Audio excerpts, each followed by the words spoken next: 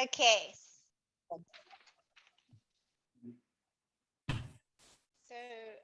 we're going to officially get started now. Okay, so hello officially and welcome to our online event brought to you by Matchboard in partnership with the BPO Council of Fiji and the Australian government-backed Market Development Facility. Our event is entitled Fiji, the new outsourcing hub for finance and accounting, and it will run for 1 hour. During this time, we hope to spark your interest around the opportunity to extend your finance and accounting functions and team to Fiji through outsource partnerships. We'll kick off with short presentations by KPMG and then ANZ, followed by a panel discussion with 3 outsourcing leaders in Fiji. And to conclude, we'll have plenty of time for audience questions. So think of your questions as we go along and feel free to enter them in the chat room so you don't forget them for later. So I'm Sharon Melamed, Managing Director of Matchboard. And before I introduce our first speaker, just a couple of quick housekeeping items. Firstly, as you know, we're recording this event. Secondly, if you have internet issues at any point, there is a phone number and a passcode you can use to dial in on your phone.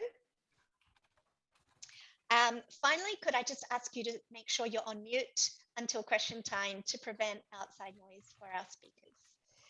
So now it is my great pleasure to introduce Lisa Apted, Managing Partner at KPMG in Fiji. And Lisa is going to talk about the talent pool for finance and accounting roles in Fiji, the cost angle of operating there, and lots more. Over to you, Lisa. Thank you, Sharon. I hope you can all see my screen now. Yes. Excellent. Okay. Thank you for the introduction and Bulavinaka, everybody. We're excited about your interest in Fiji as a destination for outsourcing. It was an outsourcing option. You will all know Fiji as a tourism destination. Our friendly people, our beautiful beaches, our world-class hotels and resorts, and always a fantastic option for a family holiday. But we believe Fiji is much more than that.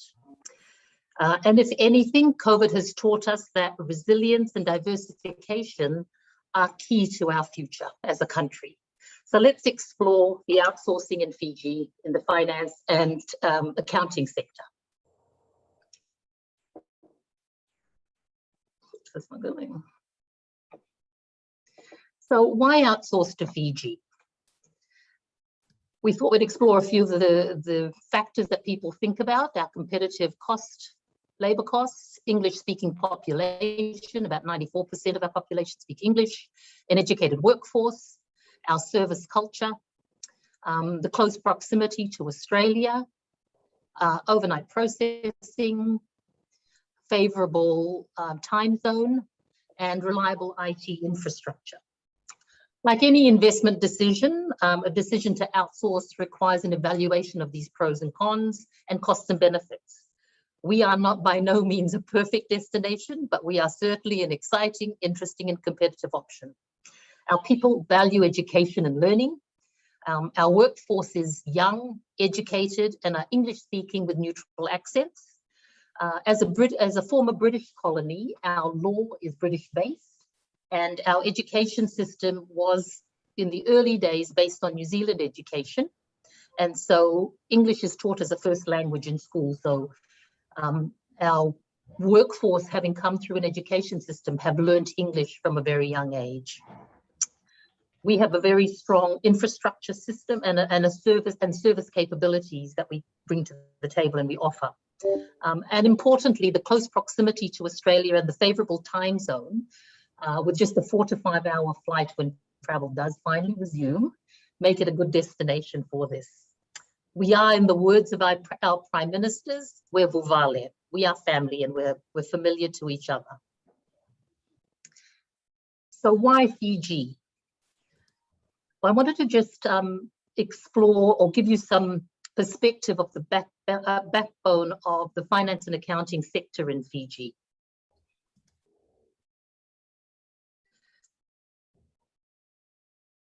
So the sector is regulated by an internationally accredited regulatory body, the Fiji Institute of Accountants. The institute is established under an Act of Parliament, but is a full IFAC member. So standards and quality are internationally monitored, and it requires its members to follow those standards. The institute has about 900 members, and a CA membership requires postgraduate qualifications, which can be acquired through either the local university or through the CPA, Australia CPA. Both of these are accredited through the institute.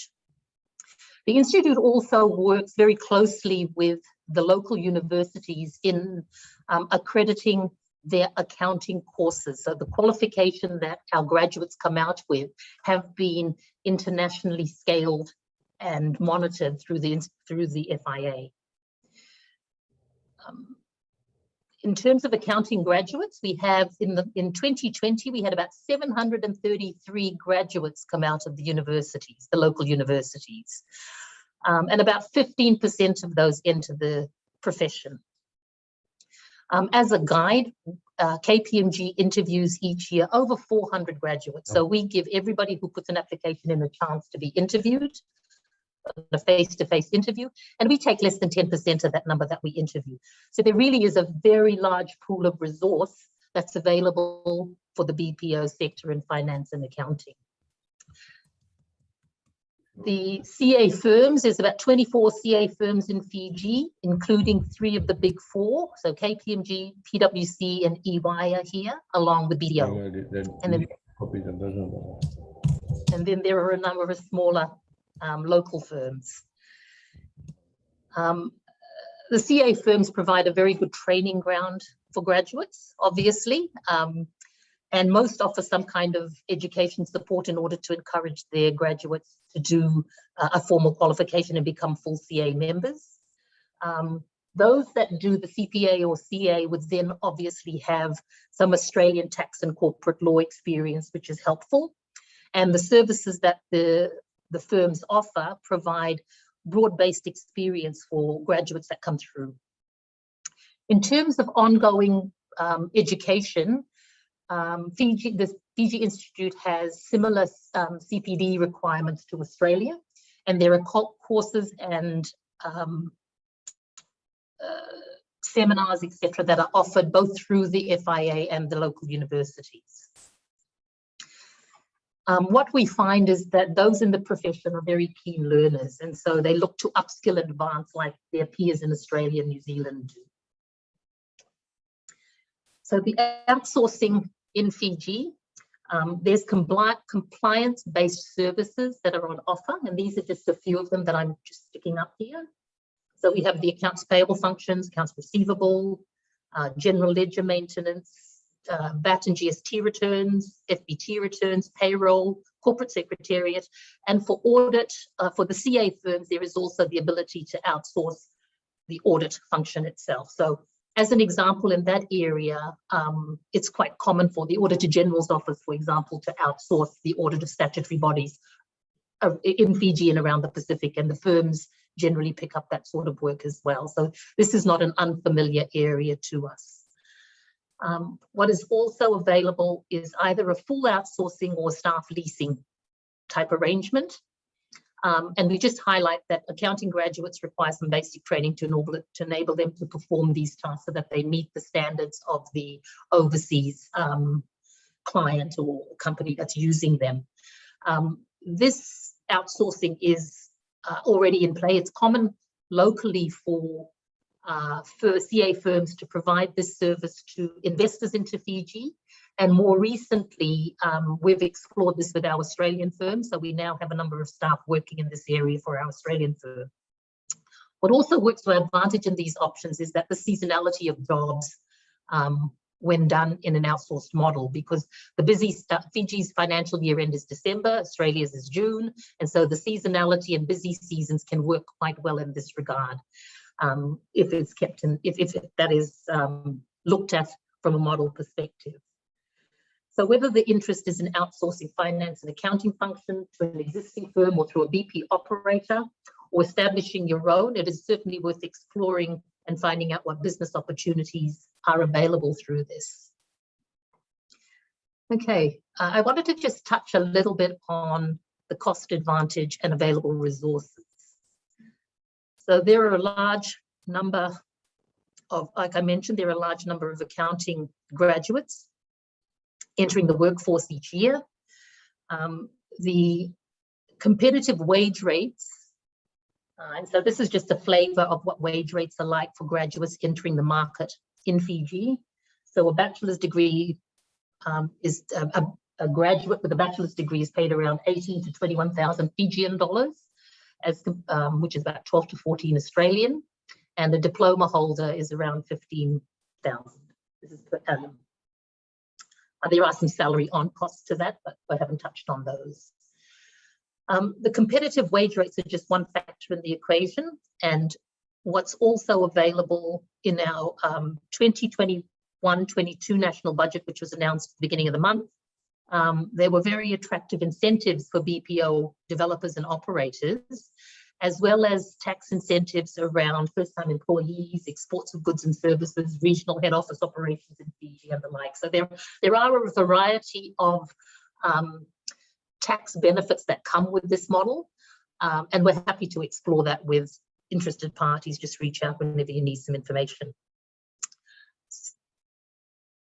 So the flexibility and agility. If there's one thing that COVID has taught us, and it taught everybody, is that there needs to be flexibility and agility in the way that we work. COVID has meant working from home for most of Fiji's business community, and as it has been in Australia. I think one of the bigger differences is that it's not something that was commonly done here previously. So COVID has forced on us this need to work remotely. And it has shown us that these jobs around the accounting and finance area are the easiest ones to do remotely. And that's what our clients are telling us. They're telling us in this working from home, remote working environment, those finance and accounting jobs are probably the easiest to do remotely.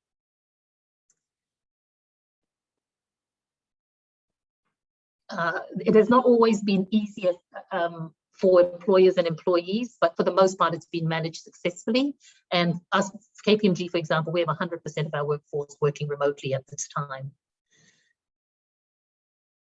We have a reliable infrastructure and internet facilities to allow the working from home to be effective. And across the board, the professional firms have been doing this for more than 4 months this year, and for a period last year also. Okay, before we close, I thought we'd just give you some stats on Fiji and things that might be useful, at least interesting to you. In our last census, we have a population of less than 1 million people. So in our last census, we were just over 896,000. Our median age is 27.5, and about 69% of our population is below the age of 40. This means that we have a great need for jobs for young people. Again, a huge advantage in the BPO sector. At this time, about over 90% of our target population have had their first jab, and over 40% have had a second jab so far. So I think at yesterday's rate, it was 93% or something around that. And this big push came from the no jab, no job policy and law change that happened in Fiji, as well as the eligibility for government assistance and support being linked to vaccination. So that's really helped us get our vaccination numbers up quite quickly. And it's expected that by the end of October, we will have 80% of our target population fully vaccinated. So maybe that opening in December is a possibility. We just need to see who's going to come. For KPMG, for example, we have 100% of our staff vaccinated now, and we're probably over 60% with the double vaccination and just waiting for the relevant period to pass before everybody else gets vaccinated. So that's all I have for you today. I'm happy to take questions when the time is right, Sharon. Thank you. I'll hand back to you. Thank you so much, Lisa. Those were really valuable insights, and I'm sure there will be questions We'll come to those shortly. What I'd like to do now is just launch a poll, which you should be able to see on your screen now. And I'd really like everyone to vote. The question that we're asking is, where are you on your outsourcing journey? Don't outsource today, but open to it. Currently outsource offshore, currently outsource onshore, none of the above. So I'll just leave that open for another 10 seconds so that we can get the results through, and I will share the anonymized aggregated results for everybody. Okay, 3, 2, 1, and we are closing. So quite interesting is that 41% of people don't outsource today, but are open to the idea. And then we have Fantastic. a group that, we have a group that already offshore, a small number that outsource onshore, and then none of the above. So thank you everybody for participating in that little poll that just gives us a pulse check on where everyone's at. So now I'd like to introduce our second speaker, and I'm very honored that Ritesh Singh is joining us. He is Managing Director of ANZ Bank Pacific Operations, and he is going to present ANZ's journey in setting up and running the bank's Pacific Operations Hub in Fiji. Take it away, Ritesh. All right, thank you, Pulavinaka, everyone, and thank you for having me. Look, I'm pleased to share our experience through ANZ Pacific Operations Center in Fiji, and to give you an overview of the work that we perform, the challenges that we have, and the outcomes that we have got so far. So very briefly, some brief history about ourselves. We have been in the Pacific for a very, very long time. ANZ, as you know, has been in the Pacific for 141 years and has been a strong regional respectable brand. I know there's been long talks about Asia Pacific, and the Pacific part of the equation is always an afterthought. So the Pacific Islands are playing an increasing role on the international stage, and so is Fiji in promoting Fiji as the regional hub out of Pacific. We have a very important role here in Pacific as ANZ with the growing trade and investment opportunities that obviously we had significantly prior to COVID, and then obviously most of the governments are back on the recovery mode post-COVID, as I'd say.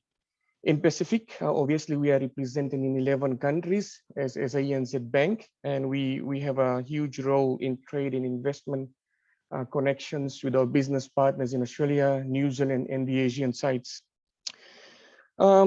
Pacific operations, we opened here in Fiji in 2002 to support our growth agenda for Asia Pacific. And we are one of the 4 hubs that ANZ operates, Bengaluru in India, Chengdu, China, and of course the other one in Manila. And Fiji obviously, had a role here, being represented in 11 countries in the Pacific. Today, as we speak, we have got 300 staff that does all the transactions all the way up to Timor-Leste, to Papua New Guinea, to Solomons, Tonga, Cooks, and we also do trade processing for our Australian counterparts. Just to give an idea of our scale of our business, with 300 people, we do about 1.2 million transactions a month, roughly about 14 million transactions a year.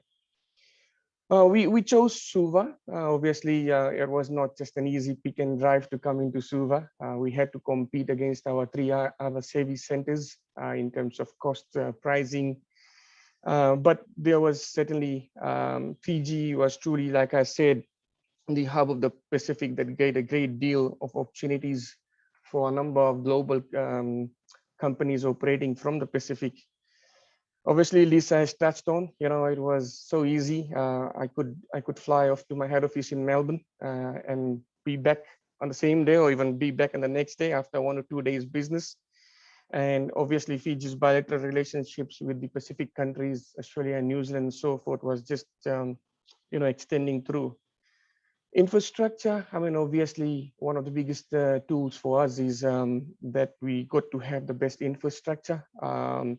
And the state of art, I would say, in terms of telecommunications is one of the biggest requirements for us. And we obviously relied heavily on the optic fiber cable that's in Fiji for all our transactions processing. And it's good to also see that the government has allocated funds to get the second lending port done in Fiji that builds another strong resilience for us. In Suva, of course, based with not just our aspirations of having our hub in Suva, but what to also look after our customers with an aspiration of growing their business in the region.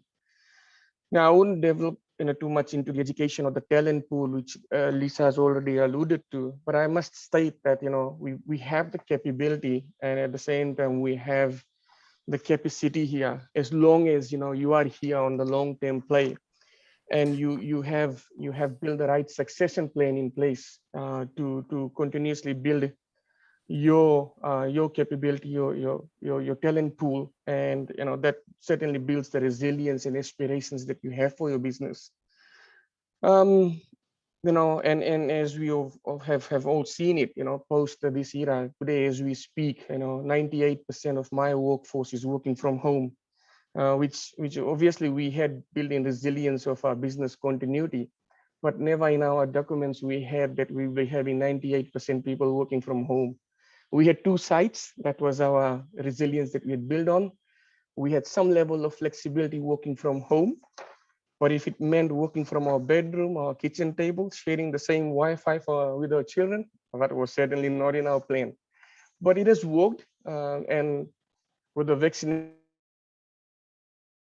you will certainly be back in office, I reckon, towards the end of September. In full force, but I can assure you we will be open for you in December as long as you come over. Okay, so look, we have adapted, we have really changed our business model over the years. I would say we had to really quickly change our model as we went through. Some 18 months ago, I had to redirect a vast majority of my resources from the usual business BAU stuff to push them aside to the call center business, to the hardship team, because that's where I needed to pump in more resources to. And obviously, as banks where in Fiji has been defined as essential services, so we were open all throughout. Our branches were open in all the countries, and our back office had to be there to continue to support it. Really proud of the people, I would say. I mean, having worked in a few geographies, that the resilience that is built in the Pacific people is not one to come very easily, I would say, anywhere else. You bring it on, whether it's a cyclone, whether it's the worst cyclone, ever anyone would have thought about, whether it's flooding, whether it's COVID. Things really come together very, very quickly, and you'll have the people they're back at work. And today, as we speak, I'm just inundated with the number of emails, Viber messages I'm getting. People are just like, when can we get back to our office? We just want to be there. I would like to do exactly the same right now, but hey, let's hold on. We will be there. So I touched on this. We to have your business, you need to have a world-class technology infrastructure. Really, really important. And with the providers now, and I'm sure during your exploring stage, you'll know that Vodafone network across they're sort of expanding throughout the region, which is really, really essential for my business. Then also is the Australian government that has put aside, I think it's a $2 billion capital infrastructure development that is putting through the optic fiber cable into all the countries. And that just is getting things better and better. And I travel quite extensively in the region, not now, used to. It's good to see 4G, 5G getting rolled out. So you're really having the best of the functions. And I mentioned about it that it's not just running the business as it is. I mean, we also in the age of innovation, customers are demanding more digital solution. I guess the silver lining in the COVID was that a lot of customers adapted and transformed into digital usage.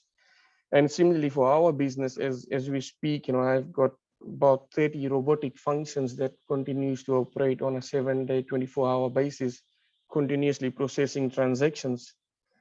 So I guess where to from here? I guess we just need to be prepared from the recovery mode and just working with the various governments to look at how the recovery modes translates into their growth mode, particularly with infrastructure.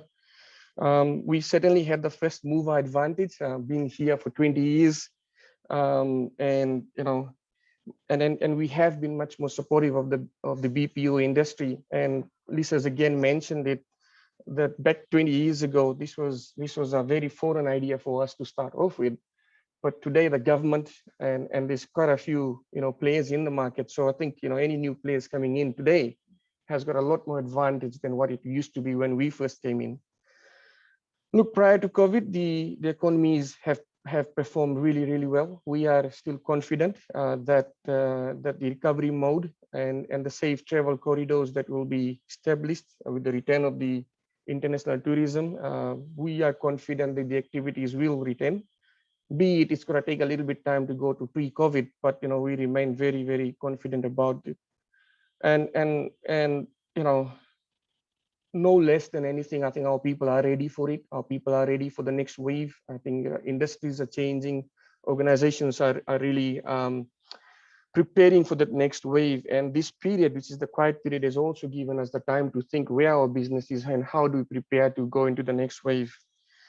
On our financial sector, which used to be my old hat as a financial controller for the region, as an ANZ group, we perform functions for all 11 countries from Fiji here, including financial controls, financial planning and analysis, financial business partners, property management and procurement. And all these functions that we do it for the whole region from Fiji, and obviously link it to our group, which is our group finance based out of Melbourne. And our team is 100% solely made of locals. And over time, we had done a lot of training, upskilling, resource exchange with our headquarters in Melbourne, and continue to do that to maintain the service level that we are known for. So our staff are obviously going through the resilience test at the moment, and adapting really fast to the digital and innovative world that we're coming to. Obviously, we're very mindful that when we get into the post-COVID era, that paper or that actual transaction that was on the paper over the counter, I think vast majority of that now will be on the digital platform. So that openness to change and instilling the growth mindset for our people is something that we will be continuously doing. And as we all work from home today, we have already started rolling quite a number of trainings, getting a number of experts coming through. Just last week, as a bank, we had got some of the speakers from JP Morgan, Citibank, Standard Chartered, just to come and talk to our people as to how they are setting up their organizations going into the future. So with the right outlook, the right investment and right infrastructure, with the governance process, I think there's enormous opportunities here in Fiji. I'm sure you've heard from two very passionate Fijians on the line already. I will pause now and we can open up for discussions, and I'm looking forward to hearing your thoughts and reflections and taking any questions. Thank you very much. Vinaka Vakalevu. Vinaka, Ritesh, that was fantastic. Thank you so much for sharing your journey with ANZ in Fiji. We are going to just do a short panel discussion before we move to audience questions. And I'm going to invite 3 of Fiji's leading business process outsourcing companies to join me for this panel. So we have Anthony Kassa, who is CEO of Centacom Fiji, Mouse based in Suva. And we have Nick Harak, CEO of Recoveries Corp, a BPO specializing in collections. So welcome, gentlemen. Thank you. Thank you, Sharon. For joining. Yes. So the first question I have for you is, Lisa talked quite a bit about the value proposition of Fiji and why outsource to Fiji. But what are your clients telling you? What are the main reasons you see them coming to you? Is it through dissatisfaction with other destinations, or some other reasons? Maybe Anthony, you could start off. Thank you, Sharon.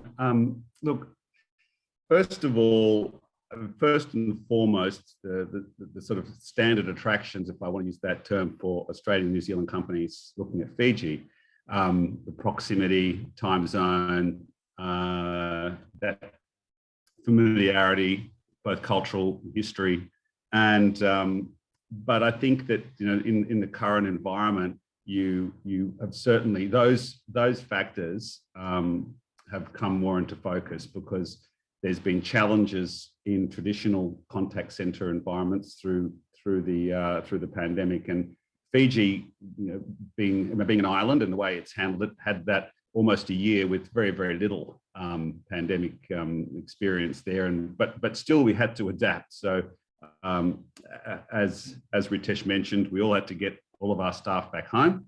Now as a sort of back in the office, and I think that those issues at least have brought up around, there's, you know, you've got that certainty that the Fijian government has provided us. Number one, that deeming us essential services right at the very beginning has allowed us to trade all the way through without a hiccup, and you know, very almost no performance drop. I won't say nothing. It's always a bit difficult when you've got people working from home.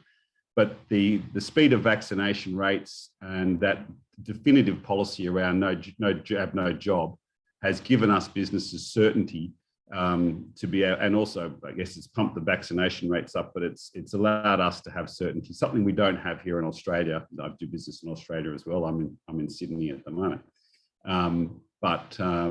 Yeah, so I think these are attractive. These are things that have attracted companies that are coming to talk to us now. Also, that realization that they can get more than just contact center people, that we've got a strong educated workforce, very cost competitive, and all these are very attractive features. Of course, the skills shortage in Australia is also driving some of this. So these are some of the factors. Yeah, fantastic.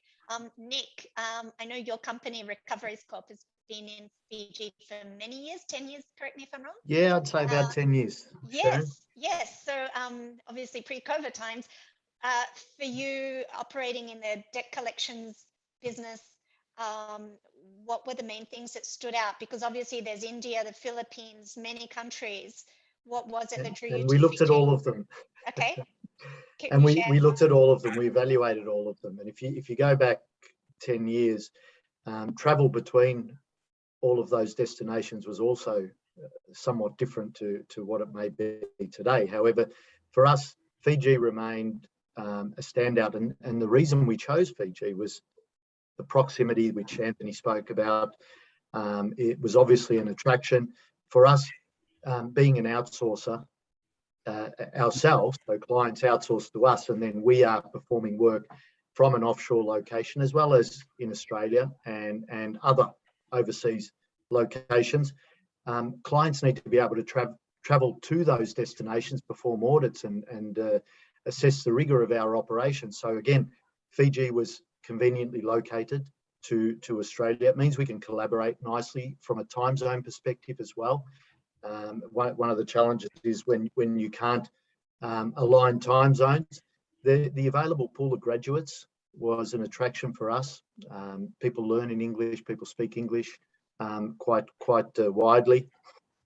And the communications infrastructure, you know, the Southern Cross cable, which Ritesh spoke about, was also attractive for us and convenient. So for us, the people had a great customer focused nature about them, and you might look at that and say, well, hang on, you're doing collections, and you're talking about customer service. It all revolves around customer service. So the work that we do for our clients, we're representing ASX listed top 100 companies, the large banks, all of the insurers. It's all about customer service, and that is how we go about performing our function. And Fiji was very attractive for us from that perspective. Additionally, the government's been terrific, very supportive, and you know, I can sit down and have a meeting with ministers and talk to them about any issues we're having, and they will actively seek out feedback about any challenges in doing business in Fiji, and that's attractive. Okay, thanks so much, Nick. Fayaz, maybe I can turn to you. The speakers referenced the cost advantage of Fiji a few times, and we heard from Lisa about the sort of wages that you might pay for accounting resources. From a BPO perspective, obviously it's not just wages, there's all the overheads of the office infrastructure, the telecommunications, etc. Can you just give an idea for junior sorts of finance and accounting roles like accounts payable, accounts receivable type work? How much per hour would an Australian company expect to pay a BPO in Fiji? Okay, thanks, Sharon. I think, yeah, so like as you mentioned, that we need to also, like add our overhead costs and on top of salary that we need to pay. So we are, I think generally we are looking somewhere around, like $10 to $15 Australian per hour. And like juniors, if you're specifically juniors, like basic tasks, like data entry and stuff, like we are looking at the lower bracket of that range. And like if you go into more like experienced processing team, like doing reconciliations and other like BES and all those kind of things, we are probably looking at the upper range of that figures that I mentioned. So yeah, but yeah, and then like if you're really like looking for some specialist skills, then like we can work out like costing based on your skill requirements as well. Like like as Lisa mentioned, that we also have people up to CPA certified as well. So yeah, all that pool is available, or it all depends on what skill set you really need. So like we can work out specific costings based on that as well. Okay, thank you so much. And while I've got you, Fayaz, we can perhaps talk about COVID just a little bit, the impacts on clients. Were you able to run continuously through the pandemic, or how did that affect your clients and your business? Yeah, Sharon. So to us, and I think speaking on behalf of the other members as well, I think there was like minimal to zero impact in terms of service delivery during this whole pandemic. And it has been same in other disasters as well, like because we are prepared in such a way that like our service delivery is not impacted. And like the fact that we are delivering for international clients, so that also like as part of our business continuity plan, that we have to be prepared in such a way that like we have to be prepared and have procedures around all these like pandemics and disasters prepared. Like the team is also trained in what to do in certain situations. So and with COVID, I think I think both the speakers also mentioned in today that like work from home was like a very very easy option, because the infrastructure is there, like it supported us to be able to deliver from home, and like somehow still delivering from home while some of us have come back to deliver from office, because the other thing was that our classification as part of essential services, like for the BPO industry, was also helpful, by the government, and like the relevant ministries, like health ministries and Ministry of Commerce, like they work together, develop COVID safe protocols as well, that like the businesses that were in the essential industries adapted to, and that allowed them to actually start operations and start bringing team to back to office. So that has actually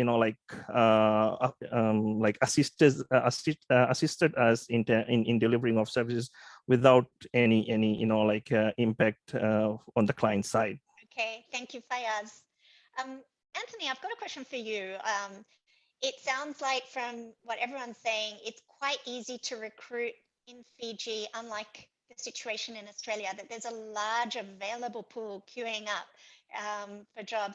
But the other side of it is, staff retention. How are you finding that in your workforce in Fiji? Look, certainly one of the positives about having a BPO contact center operation in Fiji. I mean, we managed to keep our staff retention rates very high, or our turnover rate very low. So it's around about 5% per annum, which is well, we think that's very good. But it's certainly one of the factors that's when we're talking to people that have had challenges in other contact center locations, in particular over the last 18 months, Philippines and so on, where they're suffering very, very high turnover rates, sometimes up around 20%, which, retraining, becomes quite painful. So that's certainly a positive of us. And that, I think there's many functions. So pat ourselves on the back and say that we look after our team members very well. Our people are the most important for us. But just in general, a contact center, a BPO job is really seen as a great job in Fiji. It's not a stepping stone. It's that people aspire to it, and we provide with the Australian companies and so on working with us in Fiji. The Fijians get to be part of these great regional and international companies that are growing. So to answer your question, very good staff retention rates, and it's certainly an attractive feature for Australian companies looking at outsourcing to Fiji over and above other traditional destinations. I mean, single-digit turnover annually is quite astounding, actually, and definitely in stark contrast to some of the other traditional outsourcing destinations. Have any of the panelists found that Australian businesses have turned to you in Fiji because of the experience they've had with the Philippines or India with staff not being available due to COVID lockdowns, shutdowns, etc.? Has that been a For us? factor? It was, Sharon, right at the outset of COVID, probably March, April last year, when Manila began to take strain, and we had a number of clients request we back up their operations out of our Fijian business, and Fiji was, as Anthony said, sheltered from this pandemic for the better part of 12 months. I think they had about 360 days of zero cases before there was a leak, and we, despite that, we've continued to support those clients, and even with the recent outbreak then being deemed an essential service, we've been able to continue to support those clients from Fiji. So the answer to your question is yes. I'd rather not name them, but I can tell you about three clients who requested immediate backup out of our Fijian business, and we continue to service. That's very interesting. Okay, I think we might wrap up there because there's two ways you can ask a question, everyone. Thank you to the panelists, sorry. So first of all, you can enter it in the chat room, or you can actually unmute yourself and ask the question directly. And I'm sure Lisa, Ritesh, and all the BPO panelists would be happy to answer any questions you might have. So please go ahead and let us know what you would like to know about Fiji. Hi guys. Well, just today, thank you to Lisa and Ritesh for sharing all that presentations on outsourcing process. To be honest, I didn't even realize that Fiji actually had one. This is new, so that's how we're under a rock technically in Australia. I've been working overseas. I've worked in New Zealand, in Sydney, and then now I'm in Brisbane, and I had no idea until this invite came through. So it's great to know.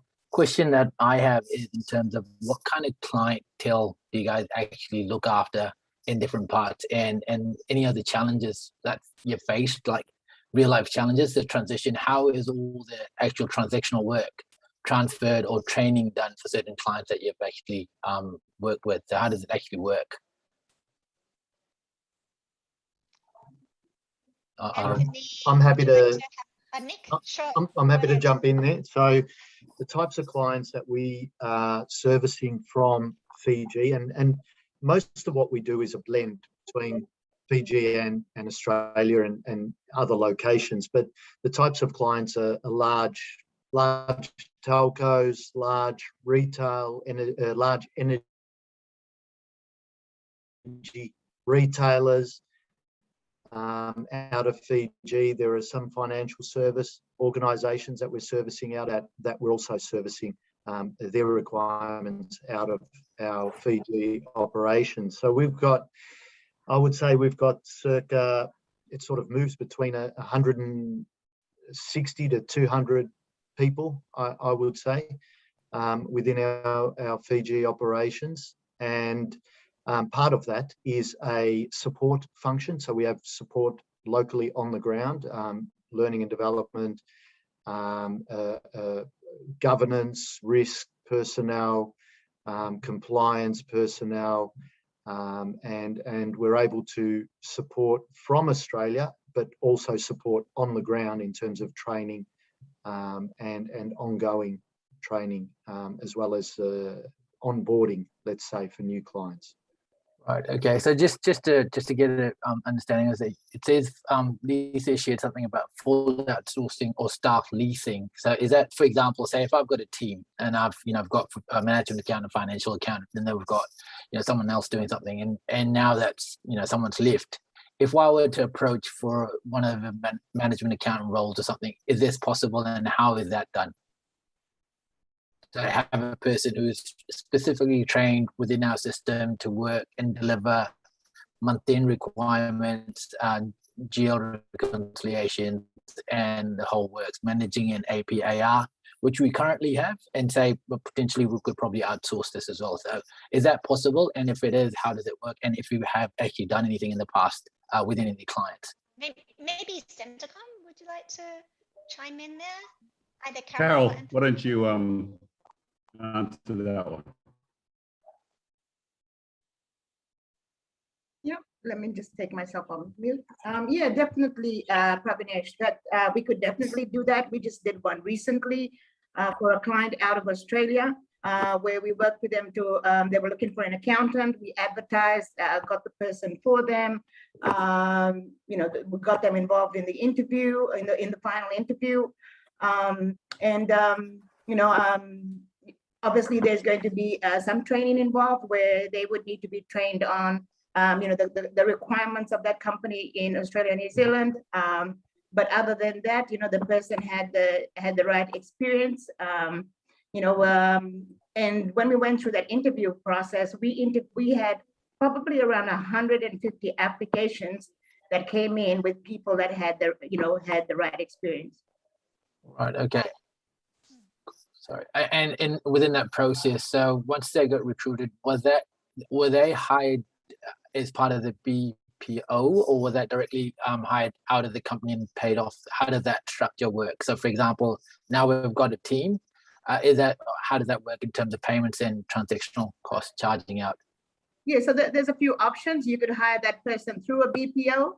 You could actually hire that person through a contract for services, where you hire them directly out of Australia and New Zealand, or you could, you could actually set up a company here if you're looking to provide BPO services. Okay, cool. Great. Just wanted to find out. That's awesome. Thank you. It's a great point, Pravinesh, just the distinction between the different models that are available to Australian businesses. Mm-hmm. I would say, the two most common are the traditional outsourcing, where you outsource end-to-end a service.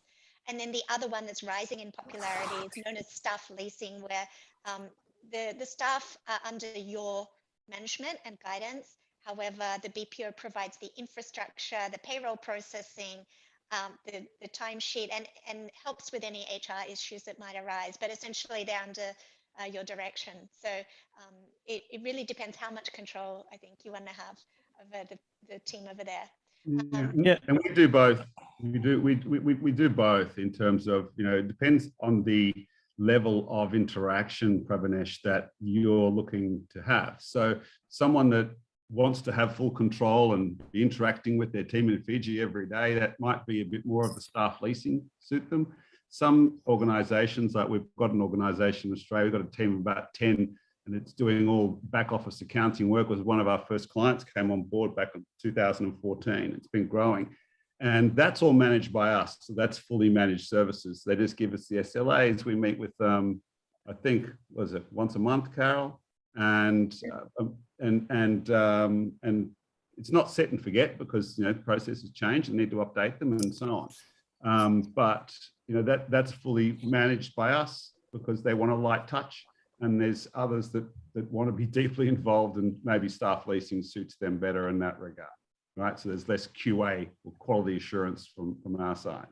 But from a skill standpoint, you've got all the way from bookkeeping all the way up to CPA. So we've got the capabilities top to bottom. Cool.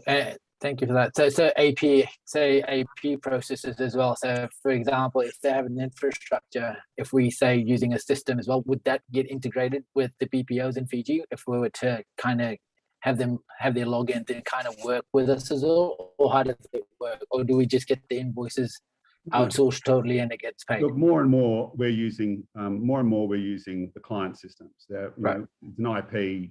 They log on via the internet. We've got no problem there. We can set up SIP trunks or VPNs, or however we want to do it that way. Depends on the client.